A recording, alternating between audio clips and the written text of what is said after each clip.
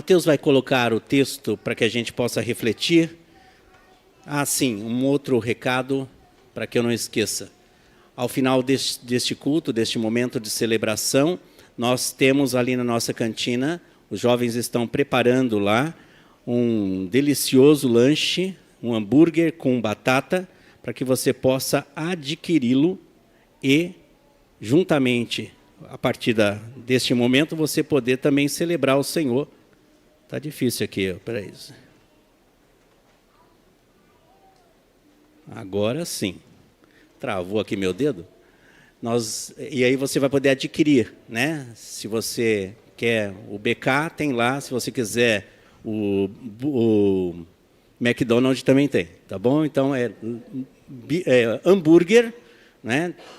E batata, ok? Eu não sei se tem refrigerante lá, mas tem também.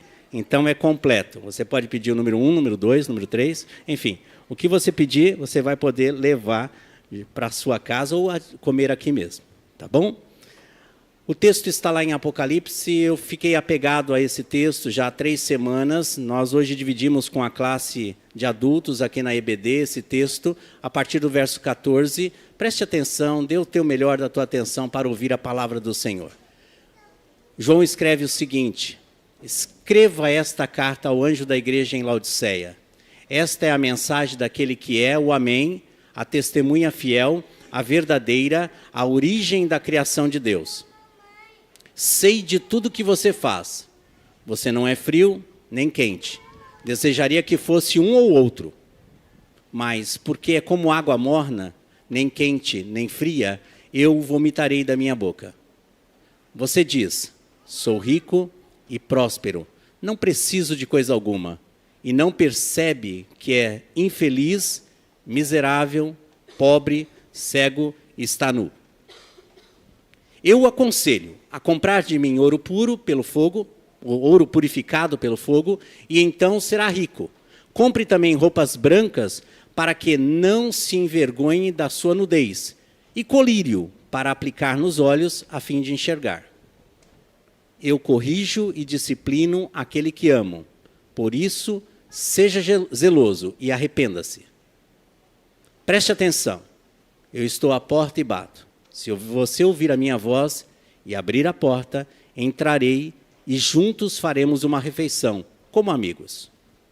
O vitorioso se sentará comigo em meu trono, assim como eu fui vitorioso e me sentei com meu Pai em seu trono. Quem tem ouvidos para ouvir, ouça o que o Espírito diz às igrejas. É precioso essa declaração que João faz. É a última carta dirigida à última igreja das 7 no Apocalipse. E é interessante a gente perceber o cuidado de Jesus para com os seus. O amor, o carinho, a preocupação que ele tem com cada um de nós. Sem sombra de dúvida, a maior esperança que nos faz estar aqui como igreja, o que nos movimenta como igreja, o que nos traz energia na nossa vida como igreja, como pessoas salvas e remidas no sangue de Jesus, é a esperança clara e tácita de que Jesus vai voltar. Eu não sei se você costuma parar para pensar nesse assunto.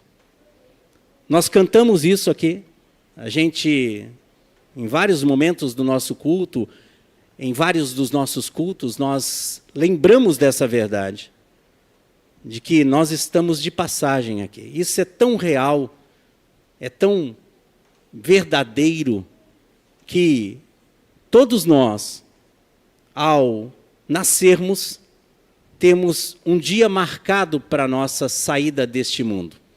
E o bom é quando nós compreendemos nesse átomo de tempo entre o meu nascimento e a minha morte, eu compreendo de que eu preciso de um Salvador.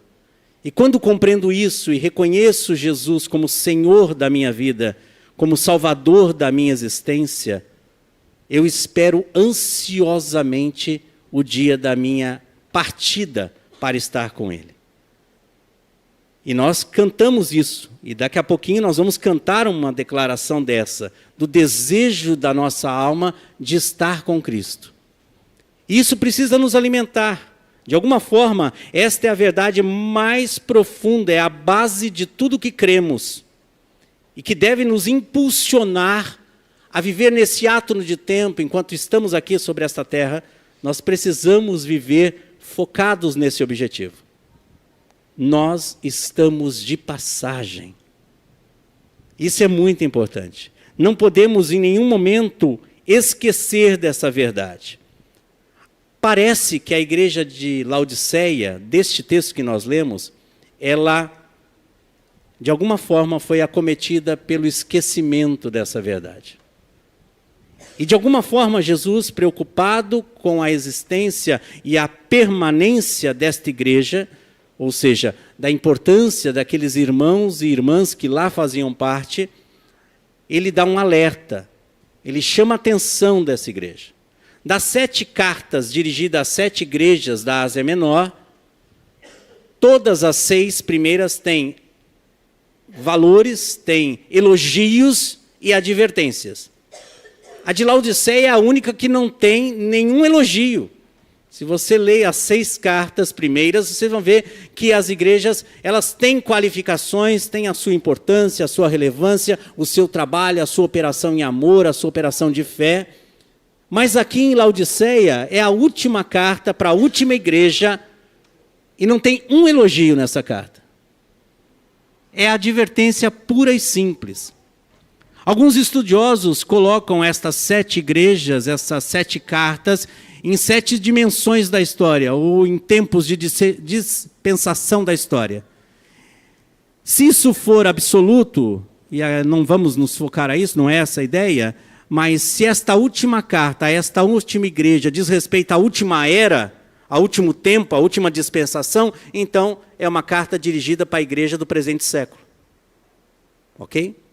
Se for nesta forma, então há uma advertência muito tácita aqui que Jesus traz para a igreja do presente século. Se fôssemos resumir esta carta em uma única frase, é como se Jesus estivesse falando para a igreja: ei, eu vou voltar. Preste atenção. É muito interessante. Esta igreja, ela confia demais em si mesma. E de manhã eu gastei um bom tempo na nossa aula demonstrando isso. É uma igreja rica, é uma cidade próspera, é uma cidade onde as águas chegam lá de forma morna, e isso traz um complicador para a cidade, porque a água morna não é boa, ainda mais salobre, como era a água de lá. E Jesus enfatiza esse problema geofísico numa perspectiva espiritual. Ele diz para aquela igreja: olha, se você fosse frio ou quente, tudo bem, mas como és morno, eu tenho um desejo enorme de retirar de dentro de mim através do vômito. Ele usa essa expressão. O que isso nos ensina? Onde temos posto a nossa esperança? O tema que eu quero partilhar com você é esse: despertar, o despertamento de uma igreja morna para uma esperança viva. Nós precisamos entender que todos os dias da nossa caminhada estaremos nessa dicotomia, lutando em não se apegar àquilo que é material, àquilo que é temporário, àquilo que é momentâneo, diante de uma esperança na eternidade. E este deveria ser, sem sombra de dúvida, o maior foco da nossa existência, porque estamos de passagem. Quinta-feira passada, o meu pai na fé, pastor Teófilo José Vieira, pelo qual eu conheci a mensagem do Evangelho há 49 anos atrás, foi ontem praticamente, né?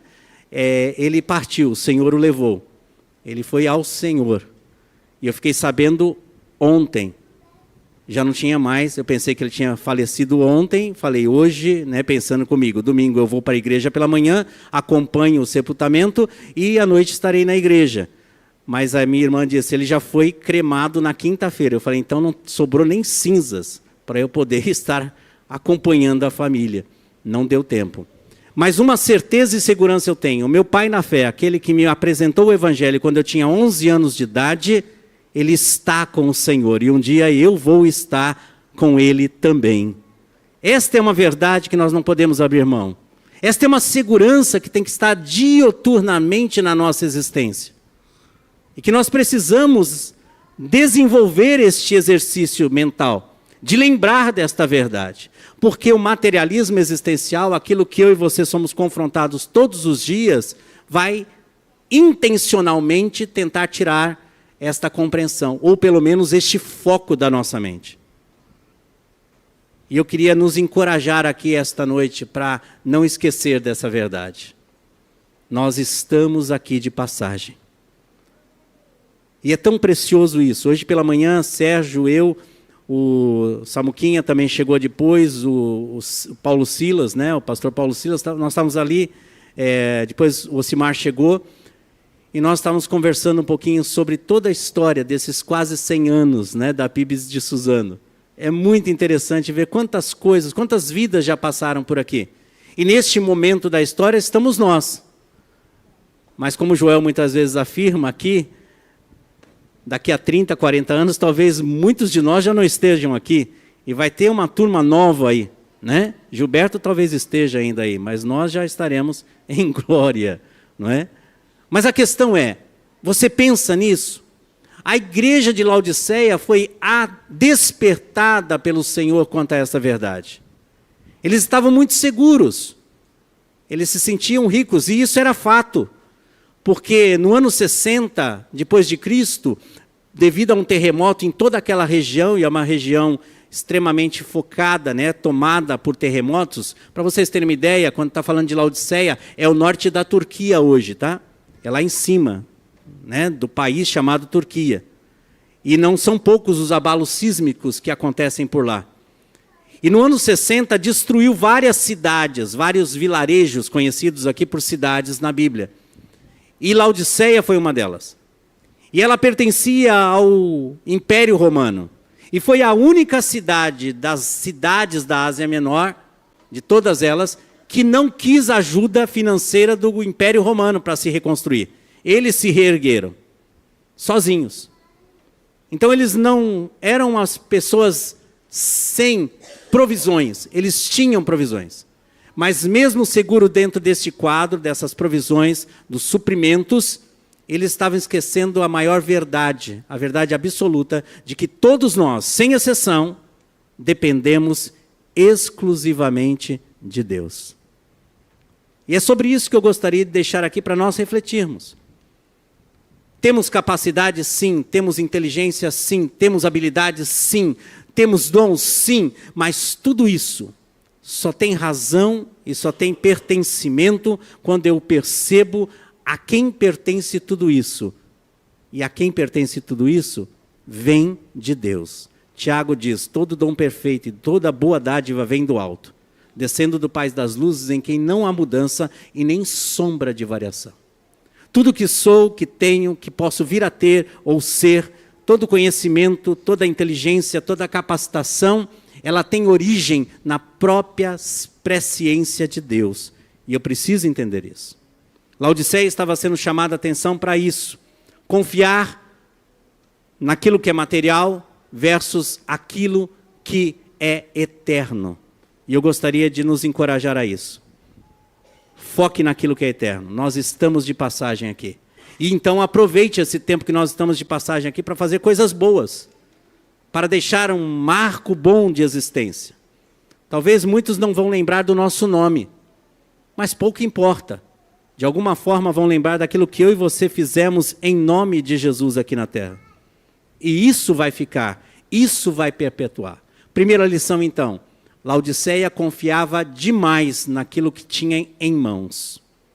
Que eu e você, ainda que tenhamos recursos, ainda que tenhamos bens, ainda que tenhamos habilidades, ainda que tenhamos dons, ainda que tenhamos posses, ainda que tenhamos inteligência, seja o arcabouço de coisas que eu e você possuamos, que isso possa ser vergado diante do altar do Senhor. Porque toda glória, toda honra, toda majestade, todo domínio, todo poder pertence a Ele. Tão somente a Ele. Quando eu reconheço isso, a vida passa a ter sentido. Mesmo nesse tempo tão curto chamado a nossa existência. Não é? Uma segunda verdade que eu gostaria de partilhar com você é esta. Laodiceia vive uma indiferença espiritual, e eu quero contrapor com santidade e vigilância. Laodiceia, então, estava morna. Jesus usa esse termo, um termo pesado. Ele diz, olha, se você fosse frio ou quente, tudo bem. Seria mais fácil de lidar com isso. Mas porque você é morna, você está desqualificada. Você está de forma a não agradar aquilo que eu espero de você. Ou seja, uma fé apática e uma vida sem compromisso. É isso que Laodiceia vive. E nós precisamos observar com muita propriedade sobre isso. Se nós não nos esforçarmos, se nós não empenharmos tempo e esforço na habilidade de vivermos uma vida de santidade e vigilância, nós não estamos livres de viver uma vida apática, um evangelho apático, um evangelho sem densidade, sem profundidade. E nós precisamos corrigir isso, andar nessa direção. Ele diz para a igreja de Laodiceia, se você fosse frio ou quente, tudo bem, mas como és morno, eu sinto um desejo de lançá-lo fora. Por quê? Porque a igreja de Laodiceia dizia sobre si mesmo, sou rico e próspero, não preciso de coisa alguma. Só que você não percebe, diz Jesus para aquela igreja, que é infeliz. Esta palavra é muito forte, porque ela contrapõe todo o nosso desejo de sermos realizados, não é isso? Todos nós buscamos uma realização na vida que vem envolta a um desejo de felicidade. Tudo que fazemos tem um prisma, tem uma vontade, tem um anseio de nós sermos felizes, não é isso? Ninguém acorda de manhã e diz assim, tomara que tudo dê errado na minha vida hoje. É loucura isso, chega a ser insano. Né? Puxa, tomara que hoje nada do que eu ponho as mãos para fazer prospere. Olha que loucura. Quem pensa desse jeito precisa de atendimento. Né? Na realidade, precisa ser atendido com urgência. Né? Nós levantamos de manhã na esperança de que aquele dia seja abençoado. E aí você se depara com uma chuva lascada logo cedo. Mas o dia continua sendo abençoado. E aí é o que nos motiva a sair de casa. Né? E aí você começa a fazer as suas atividades, seus trabalhos, e aí você começa a se sentir bem. Isso é natural, todos nós buscamos isso. Jesus olha para aquela igreja, para aqueles irmãos e diz o seguinte, vocês são de fato infelizes. E vocês precisam mudar isso. Daí então a importância de nós vivermos um processo diário de santificação. Como fazemos isso? Buscando a Deus. Como buscamos a Deus? Lendo sua palavra e falando com Ele. Precisamos ter esse tempo de qualidade com Deus. E aí nós precisamos reservar esse tempo, nós precisamos criar esta cultura, esta disposição, essa disciplina espiritual que é orar e ler a Bíblia. E isso é individual. Não dá, hoje eu disse de manhã aqui na classe de escola dominical, que eu não posso ler a Bíblia por você e não posso passar o conhecimento da palavra por osmose. Seria muito legal se a gente pudesse transferir, mas não é assim que funciona. É cada um lendo, cada um meditando, cada um se aprofundando, dando tempo para Deus falar por meio do seu Espírito dentro do nosso coração, para aplicar aquela verdade. E isso é um exercício espiritual. É uma disciplina espiritual. Lá em Mateus 24, 42 diz assim, vigiem, pois vocês não sabem que hora há de vir o vosso Senhor. É muito interessante, é o sermão escatológico de Mateus, que Jesus prega. Ele diz, vocês não sabem o dia em que Ele volta. E esta é uma verdade que dá ao meu coração um sentimento de vigilância. Nós precisamos estar atentos. Né? Há uma declaração no Escoteiro Mirim, eu não sei nem mais se existe, acho que existe ainda Escoteiros Mirins, né? Deve existir? Não sei, mas dizia assim, uma das frases do escotismo mirim no Brasil, sempre alerta. E é muito bonitinho, as crianças ficam, sempre alerta, e eles arregalavam os olhão assim, tuf, né? É sempre alerta. O cristão não pode estar sonolento na vida, ok? O cristão não pode estar desapercebido na vida. Por quê? Pedro diz o seguinte na sua carta: o diabo, vosso adversário, anda em derredor, bramando como leão, buscando a quem possa tragar. E esse bramando como leão, vocês já foram no zoológico, já viram esses animais, esses felinos, como eles ficam lá no canto, entocaiado, fica dentro da toca fazendo aqueles barulhos? Esse que é o bramido do leão. Não é aquela coisa alta, ele vem nas espreitas, porque ele quer pegar a presa. Por que Pedro fala isso? Antes Pedro talvez se assemelhasse aos crentes de Laodiceia, né? Quando Jesus aborda ele e diz assim: olha Pedro, Satanás pediu a sua alma para peneirar como um trigo. Mas olha, fica tranquilo, eu orei ao Pai por ti. E Pedro enche o peito e diz assim: não, para com isso, eu me garanto. Estou disposto a ir contigo até a morte. Pedro estufado. Pedro parecendo um galo, um galinho carijó, todo montadinho. E Jesus diz assim: não é bem desse jeito. Agora Pedro passa a experiência da vida, ele nega Jesus, chora amargamente, né? Jesus se apresenta para ele quando ele estava largado, voltando a fazer o que ele fazia antes, né? Ele voltou a pescar. Não há nada de errado no trabalho de Pedro, assim, da motivação que ele estava tomado. E aí Jesus se apresenta para ele, e depois some de novo, e agora passou alguns bons anos, Pedro escreve uma carta dizendo o seguinte: irmãos, vigiem. Para ser bem preciso, passou aproximadamente de 15 a 18 anos, do fato até o momento que ele escreve. E aí ele diz: vigiem, porque o adversário, o diabo, anda em derredor, bramando como leão, buscando a quem possa tragar. É quase que Pedro falando: eu sei do que eu estou dizendo, eu não vigiei, eu fui desatento, eu fui autossuficiente, e por isso fiz o que fiz. É que Deus é bom, misericordioso, perdoador. Pedro ele teve que voltar nessa compreensão para poder escrever o que ele escreveu. Quando eu penso na nossa caminhada e na advertência que Jesus dá àquela igreja de Laodiceia, eu penso que eu preciso examinar a minha vida espiritual todo dia. Eu preciso olhar para dentro de mim e perguntar para mim mesmo: Senhor, eu estou vivendo uma fé viva em Ti?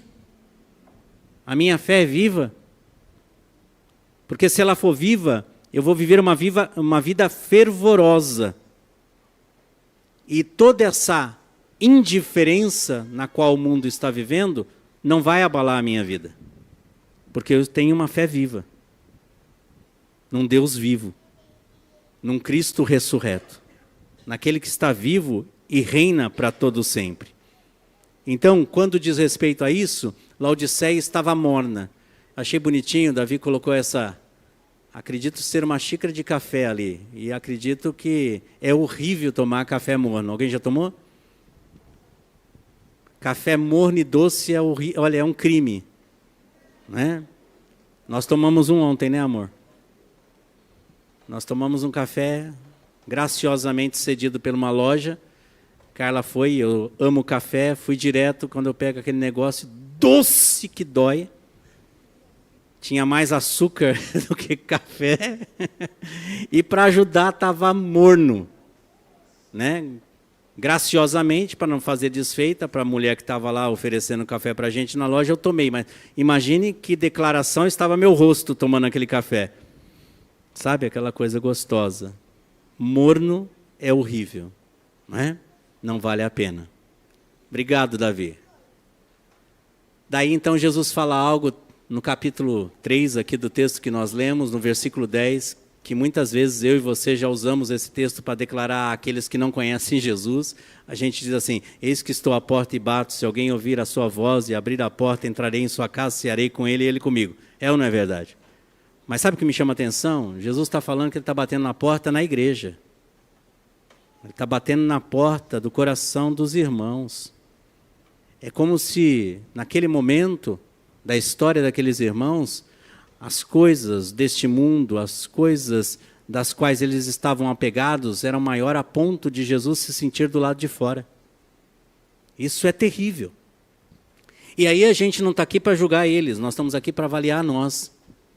E aí eu faço para mim a seguinte pergunta: onde está Jesus na minha vida? Jesus tem acesso em todas as áreas da minha vida? E aí eu contraponho com intimidade e comunhão. Porta fechada, intimidade e comunhão. Jesus tem acesso a todas as áreas da nossa vida? Pense agora no teu coração como se fosse uma bonita estrutura onde tem inúmeras cavernas ou pequenas fissuras, onde ali então se aloja todas as questões mais íntimas e profundas do nosso ser. Jesus tem acesso? Nós temos dado a Ele esse acesso para Ele entrar nas cavernas mais escuras da nossa existência? Hoje de manhã na escola, muito bonito, a irmã, nossa líder do ministério, celebrando a recuperação. Recuperação? Isso mesmo, é isso. É porque lá em Mato Grosso era celebrando a restauração, recuperação. Ela nos fez lembrar da importância deste ministério, desse programa, onde nós temos aqui na nossa igreja este programa toda quinta-feira, para cuidar de forma específica de questões da nossa alma. E eu quero fazer reverberar esta voz da nossa amada irmã, para que você tenha conhecimento desse programa.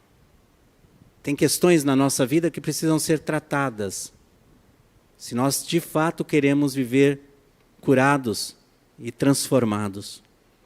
E o recuperando, ou celebrando a recuperação, eu vou... Me dá 10 anos, eu vou falar certinho. Nós temos esse programa que visa cuidar da alma dos nossos amados irmãos. Não perca a oportunidade de conhecer esse ministério, este programa. Jesus está à porta, batendo. Logo, tem duas questões importantes que eu quero trazer aqui antes da nossa conclusão. Primeira, se Ele está à porta é porque Ele se importa. Eu não sei de você, mas quando você toca o interfone, a campainha, enfim, você vai em um determinado lugar e precisa de acesso, e você toca, ou vamos falar do celular, quando você liga e a pessoa demora para atender, eu não sei de você, eu desligo. Porque eu deduzo que a pessoa está ocupada, que a pessoa não quer me atender, enfim. Tem um monte de questões que passam na minha mente naquele momento e eu paro. Jesus não age dessa forma. Jesus olha para mim e para você todos os dias na nossa caminhada, em todas as áreas da nossa vida, e Ele insiste em bater, para que a gente possa abrir. Olha o texto, olha a profundidade desse texto. Eis que estou à porta e bato. Se alguém ouvir a minha voz e abrir a porta, eu entrarei em sua casa. Nesta versão, que eu até pedi para o Mateus colocar, diz exatamente isso, ó.